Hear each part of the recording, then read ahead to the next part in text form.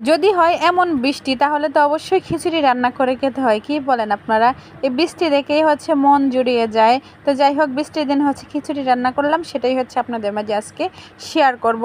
তো যে চাউল ডাউল একদম ধুয়ে নিয়েছি, এখন হচ্ছে সরাসরি বিসমিল্লাহ বলে রান্নায় চলে যাব। পরিমাণ মতো তেল, পেঁয়াজ কুচি, আস্ত রসুন, কাঁচামরিচ, তেজপাতা এবং গরম মশলা এখানে অ্যাড করে নিলাম। পরিমাণ মতো লবণ, অবশ্যই লবণ হচ্ছে পারফেক্ট হতে হয়। তো সব কিছু দিয়ে এখন হচ্ছে একদম কষিয়ে নিচ্ছি। তো এই যে লবণটা এখন দিয়ে দিচ্ছি, আর লবণটা হচ্ছে আরও পরে লাগলে দেব। তো এই যে এখন আদা এবং রসুন বাটা অ্যাড করে নিচ্ছি। তারপর হচ্ছে একটু ভেজে নেব, ভাজা ভাজা করে। তারপর হচ্ছে আমি তেজপাতাও দিয়ে দিয়েছি। আমি ঘরোয়াভাবে আমি যেভাবে রান্না করি সেটাই হচ্ছে আপনাদের মাঝে আমি শেয়ার করি। এক একজনের রান্না হচ্ছে এক এক রকম।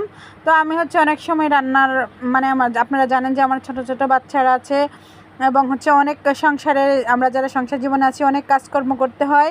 তো এখন হচ্ছে যে ভাজা ভাজা করে নিয়েছি, এই যে ধুয়ে রাখা চাউল এবং ডাউলগুলো দিয়ে দিয়েছি এখন। আর এখন হচ্ছে আমি হলুদ তো দিতেই হবে। এই পানিগুলো হচ্ছে একটু হাতে সময় নিয়ে শুকিয়ে নিয়ে একটু ভুনেও নেব। এই যে শুকিয়ে নিয়েছি, 5 মিনিটের মতো জাল করে নিয়েছি।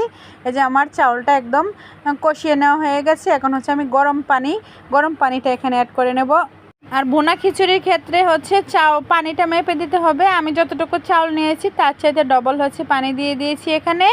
দিয়ে তারপর হচ্ছে এখানে একটু জিরে গুঁড়াও, আজকে একটু বৃষ্টি ছিল, একটু তাড়াহুড়োর মধ্যেও ছিলাম, যার জন্য হচ্ছে আগে দিয়ে দিয়েছি। তারপরে যে এখন হচ্ছে বলক এসে গেছে, আমি গরম পানিটা ইউজ করেছি এখানে। পানি মেপে নিয়েছি, আর বারবার আর বলবো না, কারণ প্রত্যেক দিনই বলে থাকি। তো এখন হচ্ছে যে মানে 5 মিনিট পর হচ্ছে আপনাদের সামনে ক্যামেরার সামনে আসলাম। এখন হচ্ছে একটু টেস্টি সল্ট এখানে দিয়ে দিব।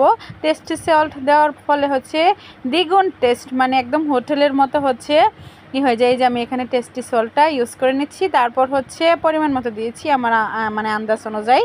তো এখন হচ্ছে লবণটা চেক করে নিলাম, যদি লাগে আর একটু দেবো। লাস্টে হচ্ছে একটু ওই যে ঘি দিয়ে দিয়েছি। এখন হচ্ছে এখানে আমি হচ্ছে জাস্ট এই যে নেড়ে ছেড়ে দমে দিয়ে দিয়েছি।